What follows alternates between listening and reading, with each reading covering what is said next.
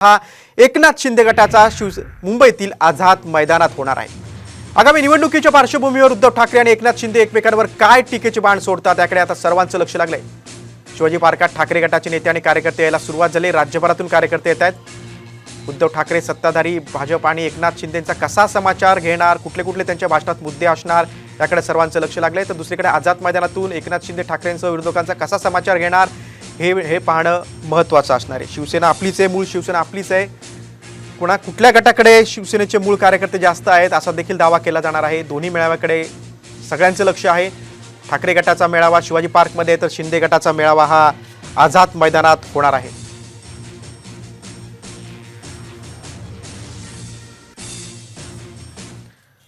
आणि या दोन्ही मेळाव्यांकडे साम टीव्हीचं अगदी बारीक लक्ष आहे। आपण शिवाजी पार्कमध्ये आमचे प्रतिनिधी विनय म्हात्रे आहेत, तर आझाद मैदानात सुनील काळे आहेत। मी सुरुवातीला शिवाजी पार्कमध्ये जातो। विनय मी तुझ्याकडे येतो। म्हणजे 5.5 दशकांचा इतिहास आहे शिवाजी पार्कमध्ये। 1966 ऑक्टोबर 1966 मध्ये पहिलं शिवसेनेच्या स्थापनेनंतर 4 महिन्यानंतर पहिला दसरा मेळावा झाला होता। बाळासाहेब ठाकरेंचं भाषण झालं होतं, विचारांचं सोनं लुटायला लोक आले होते। आता परिस्थिती तशी नाही। काय राज्यभरातून कार्यकर्ते याला दाखल झाले आहेत का? काय एकूण शिवाजी पार्कमध्ये चित्र आहे?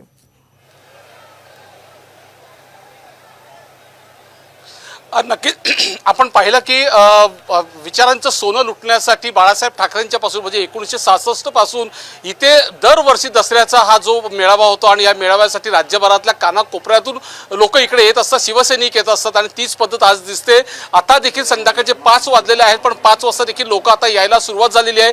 बऱ्यापैकी संध्याकाळपर्यंत हा संपूर्ण जो मैदान आहे शिवाजी पार्कचा, हा संपूर्ण मैदान जो आहे तो राज्यभरातल्या शिवसैनिकांकडून पूर्णपणे भरलं जाईल असं शिवसेनेकडून उद्धव ठाकरे गटाकडून सांगण्यात येतोय। परंतु सगळ्यात महत्त्वाचं म्हणजे आजचा दिवस हा सगळ्यात महत्त्वाचा एवढा आहे की नक्की आज उद्धव ठाकरे काय बोलणार आहेत।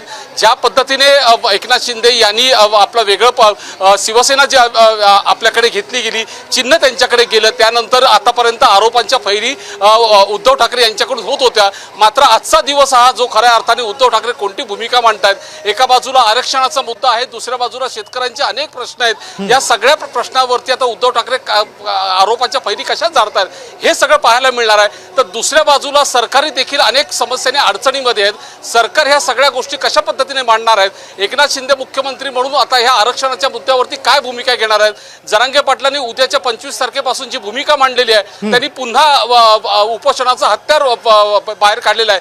त्यामुळे आरक्षणाचा मुद्दा समोर आहे, शेतकऱ्यांचे प्रश्न आहेत, अशा अनेक प्रश्न सरकार समोर आहेत आणि सरकार म्हणजेच मुख्यमंत्री एकनाथ शिंदे आजच्या दसरा मेळाव्यातून काय भूमिका मांडतायत। एका बाजूला त्यांना सरकारची बाजू मांडणं आहे, दुसऱ्या बाजूला त्यांना उद्धव ठाकरे यांच्या शिवसेनेकडून झालेल्या आरोपांच्या बाबतीत पण त्यांना उत्तर देणं आहे।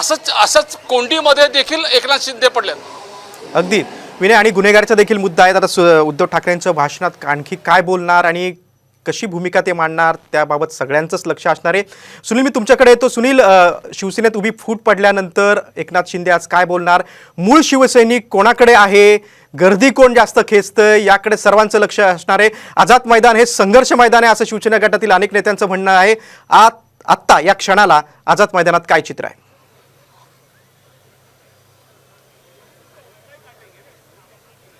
गिरीश, आपण बघतोय की शिवसेनेमध्ये फूट पडल्यानंतर हा दुसरा दसरा मेळावा होतोय। या ठिकाणी आझाद मैदान आपण चित्र दाखवतोय। स्टेजवरती ज्या पद्धतीनं गेल्या दसरा मेळाव्यात सुद्धा अशाच पद्धतीनं स्टेजवरती वेगवेगळे शिवसेनेचे नेते होते, त्याचबरोबर बाळासाहेबांची खुर्ची होती ती सुद्धा ठेवण्यात आली होती। आताही यावर्षी ती ठेवण्यात आलेली आहे आणि आझाद मैदानातलं जे चित्र बघितलं तर हळूहळू लोक आता यायला सुरुवात झालेली आहे। गेल्या वेळचा मेळावा हा बीकेसीतल्या मैदानात घेण्यात आला होता, आता हा आझाद मैदानात घेण्यात आला होता कारण की शिंदे गटानं यावेळेस वाद टाळला होता। पण आता ज्या पद्धतीने सांगितलं जातं की बाळासाहेबांचे विचार आणि बाळासाहेबांचे शिष्यत्व म्हणजे त्यांचं शिष्य म्हणून, हिंदुत्वाचं शिष्य म्हणून मी आहे, अशा पद्धतीची जाहिरात आज सर्व पेपरांमध्ये एकनाथ शिंदे यांनी दिली होती। हळूहळू मैदान जे आहे ते आता लोक येताना दिसत आहे कारण की आज दिवसभर ऊन होतं, ऑक्टोबर हीट असल्यामुळे लोक जी आहेत ती 4 वाजल्यानंतर हळूहळू मैदानात यायला सुरुवात झालेली आहे। हळूहळू मैदान भरताना दिसतंय। पण महत्त्वाचं म्हणजे आजच्या दसरा मेळाव्याचे 2 ठिकाणी शिंदेचे 2 गट बोलताना दिसत आहेत, त्यामुळे भाषणाच्या संदर्भामध्ये क्लॅशेस होण्याची शक्यता आहे कारण की गेल्या वेळेस उद्धव ठाकरेंचं भाषण ज्यावेळेस अर्धवट संपत होतं त्यावेळेस एकनाथ शिंदेने भाषण केलं होतं आणि आज सुद्धा अशाच पद्धतीनं भाषण जे आहे ते होण्याची शक्यता आहे। गिरीश, सुनील, आपण शिवाजी पार्कमध्ये जाऊया। विनय, नक्की उद्धव ठाकरेंचं कधी तिथं आगमन होईल आणि आता कुठले कुठले उद्धव ठाकरे गटातील नेते राज्यभरातून तिथं दाखल झालेले आहेत?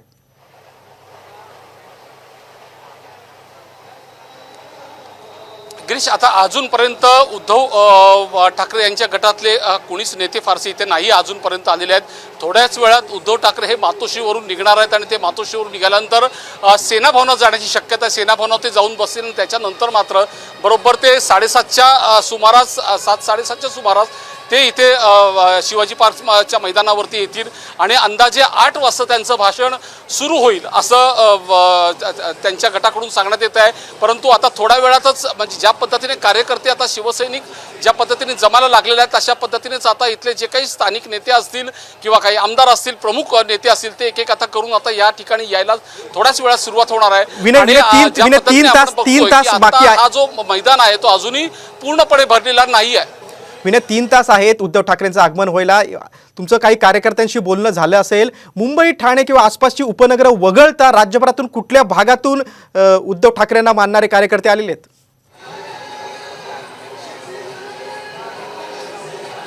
नक्कीच ज्या पद्धतीने बैठका घेण्यात आलेल्या आहेत, कारण उद्धव ठाकरे यांचं म्हणजे ज्या पद्धतीचं नियोजन गेल्या अनेक दशकांपासून आहे नियोजन आहे. हे काही फारसं नवीन नियोजन करण्यासारखं नाही आहे. त्यांचं ऑलरेडी दरवर्षी दसरा मेळाव्याला ज्या पद्धतीने नियोजन असतं त्याच पद्धतीचं नियोजन यावेळी देखील आहे. फक्त समस्या हीच आहे, कारण आता जी उभी फूट पडलेली आहे ती फूट पडल्यानंतर उद्धव ठाकरेंसमोर एक सगळ्यात मोठा समस्या आहे. त्या म्हणजे त्यांचे जे काही खंदे समर्थक होते किंवा त्यांच्यामधले जे प्रमुख नेते होते हे सगळे बहुतांश जे नेते आहेत ते एकनाथ शिंदे गटाकडे गेलेले आहेत. त्याच्यामुळे ती पोकळी कशी भरून काढायची हा सगळ्यात मोठा प्रश्न उद्धव ठाकरे यांच्याकडे आहे आणि तीच पोकळी भरून काढण्यासाठी उद्धव ठाकरे यांनी देखील काही दिवसांपासून त्यांच्या बैठका घेत होत्या. मग जे उपनेते असतील किंवा संपर्क प्रमुख नेते असतील किंवा त्याच्यानंतर जे जिल्हाध्यक्ष असतील यांच्या सगळ्यांच्या बैठका घेतल्यात आणि प्रत्येकाच्याकडून किती माणसं येतील, कशा पद्धतीने नियोजन करण्यात येणार आहे. कारण यापूर्वी जी अख्खी फळी होती एक मोठी, ती फळीच्या फळी अख्खी नेत्यांची फळी एकनाथ शिंदे यांच्याकडे गेल्यानंतर नक्कीच या मेळाव्यामध्ये तशी पोकळी भरून काढावी लागणार आहे आणि तो प्रयत्न शिवसेनेकडून गेल्या काही दिवसांपासून होतोय. मागच्या वर्षी देखील आपण पाहिलं पहिला मेळावा होता की जे 2 मेळावे झाले होते आणि एक उभी फूट पडली होती, एकनाथ शिंदे वेगळे झाले होते. मात्र त्यावेळी देखील शिवाजी पार्कचं मैदान हा पूर्णपणे भरलं होतं. आजची परिस्थिती अजूनही वेगळी आहे. या वर्षभराच्या काळामध्ये एकनाथ शिंदे नक्कीच, कारण शिवाजी पार्कामध्ये किंवा आझाद मैदानामध्ये गर्दी कुणाकडे जास्त होती?